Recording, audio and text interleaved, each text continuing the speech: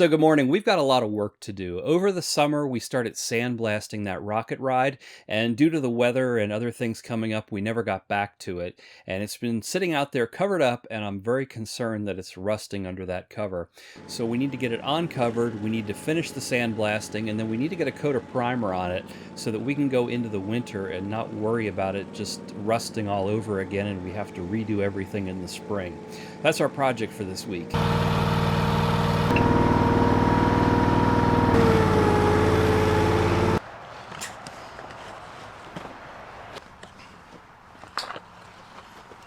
It's been probably a month since I wrapped this up, so I'm really concerned that we've had some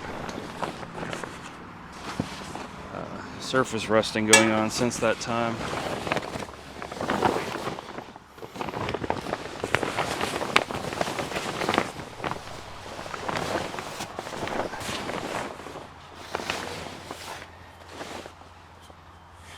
Yeah, that's not bad at all.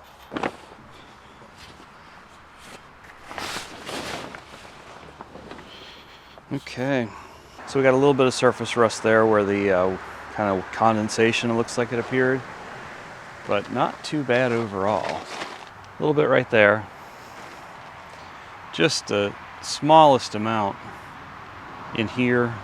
It's just going to take looking at the sandblaster to clean that up. So I think we're in pretty good shape. Just need to start blasting again. It's nice and cool out here too. We never did get up there. This area here we never did. So we got some stuff that still needs to be done.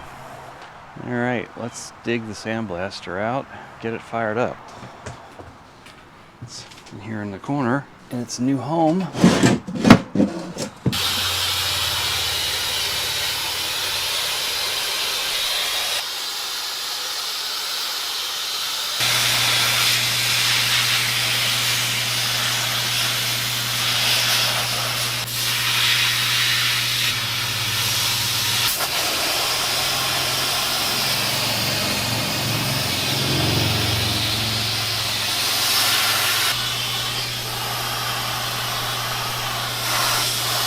Many hours later. I think we've got this sandblasted enough that we can go ahead and put some primer on it, and it's a good thing too. We're just about running out of time here. I don't know how many more nice days we're going to have left before the winter temperatures come in.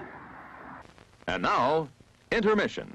Refreshment time. We're doing something a little bit different today. We're on a reconnaissance mission, trying to collect some information that's hopefully going to help us in our restoration of the King Combo ride.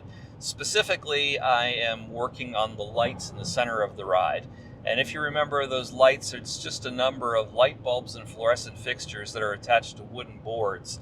And those wooden boards, with the way they're attached to the ride, they just naturally want to rot. They're sitting in a cup at the bottom. That cup fills with water. The water wicks up the lumber and just causes it to rot from the bottom up. Now, we could probably do some research and find a type of lumber that's a little more rot resistant. But I started thinking, like, well, why don't we just use an aluminum channel? We could polish that. It's never going to rust. It's never going to rot. But then I thought about it some more and realized that right now metal prices are through the roof. Plus, if it gets dented or scratched, it's going to stick out like a sore thumb until you try to polish it out. So then I started thinking, like, well, what about fiberglass? Could you use some sort of fiberglass profile? And the more I thought about it, the more I really like that idea. Fiberglass is fairly lightweight. It's also rot resistant, and it is obviously it's not going to rust. So I'm heading out west to Bedford, Pennsylvania. I'm going to visit a factory out there called Bedford Reinforced Plastics. They make fiberglass products like this, different profiles, and see if they have a product that might be appropriate for making these parts. I don't specifically know what this material costs, so it may turn out that this whole idea is prohibitively expensive, but we're going to go out there, talk to them, kind of explain what I'm looking for and see if they can offer any help to me. But we're not going to know till we get there and talk to them and see what we can see. All right, so I just left the offices there, and there really wasn't anything to record. I was just meeting with some people, telling them what it was I was trying to do, and we batted it around a little bit. I had specified a 5-inch channel. It was something I saw on their website, and they explained to me that the 5-inch channel was not something they regularly produced, so it's not something they have in stock, and I'm kind of feeling like it would be a special run, and to me that's saying that you know, I'm not going to be ordering nearly enough to warrant them setting up a whole line to make a 5-inch channel.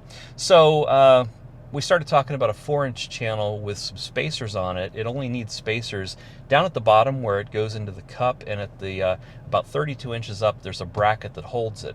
So they gave me a piece of it to take home to try. So we have a piece of 4-inch channel.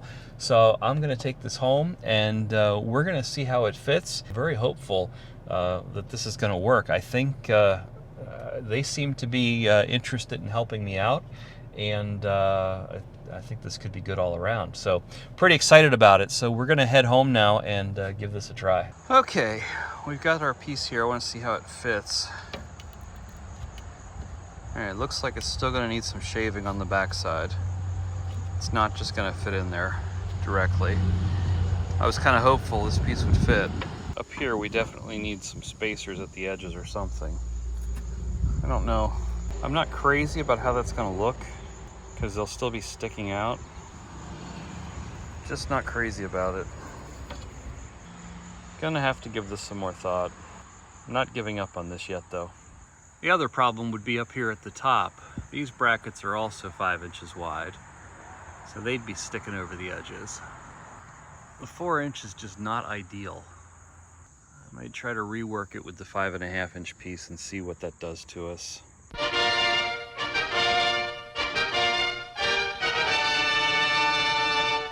So we've got a 2-day window here where I think I can get it primed, and it'll have another full day of drying in the sun before we get any sort of rain. So let's get some paint mixed up and get it on there.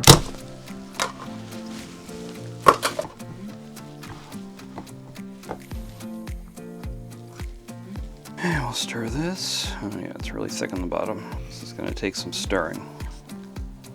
A little longer than a few minutes later. All right, I think we've got it here.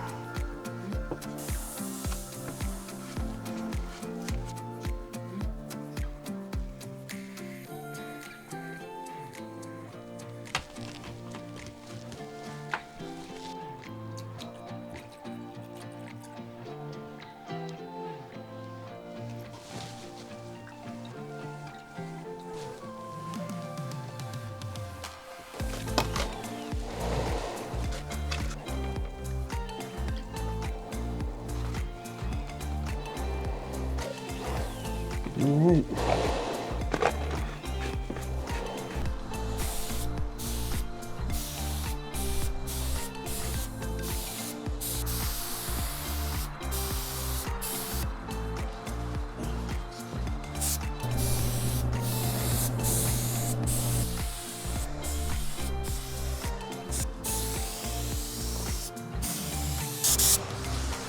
Yeah, I think we're out of paint.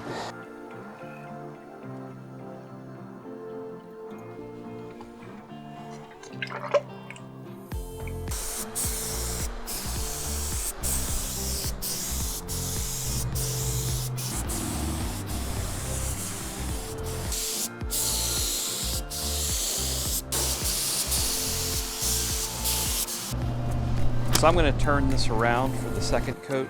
That way the shadows will flip, and if there's anything in shadow that doesn't have paint, I'll be able to see it when I turn it.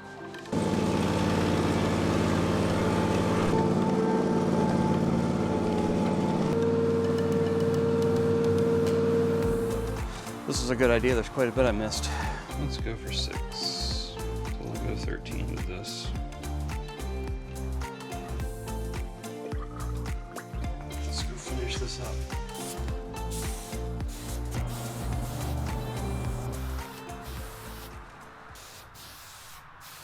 We'll come back and do one more coat tomorrow.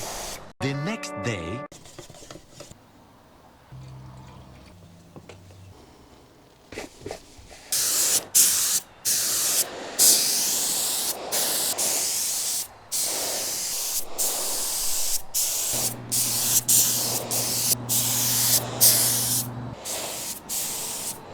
Boy, that marshmallow suit that I was wearing was really hot.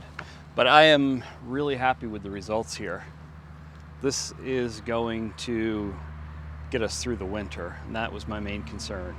Getting this thing sealed up so that it didn't just start rusting again, and in the spring we would have to start from scratch. So I'm really pleased with the finish. So it's an epoxy finish. Don't know if I ever said that before. Got a couple of runs in it here and there, but this whole thing, before painting it now, is going to need to be scuffed up, because you're supposed to top coat it within 4 days, but we're going to be letting it sit all winter, so it's going to need to be scuffed before painting. So at that time we can sand out any imperfections. I'm really, really happy with it. It looks very consistent, and it's a whole lot better than what it was, where it was brown and yellow and blue. I think we got something here that hopefully will last. I don't see any reason why it shouldn't. And then next spring we'll work on the trailer. The trailer's already rusty, so I'm not concerned about that. What I didn't want to happen was everything that I sandblasted to just start flash rusting again. Then I'd be starting from scratch. I didn't go crazy with this plate and getting it ready, because we still have grinding to do in here. So this was just kind of I had extra paint, so I painted that. That wasn't part of my concern, but I really do like it. We are really going to have to start getting serious about picking out paint colors and a whole color scheme. And if you want to follow along with this project, click that link to the left and come along for the ride.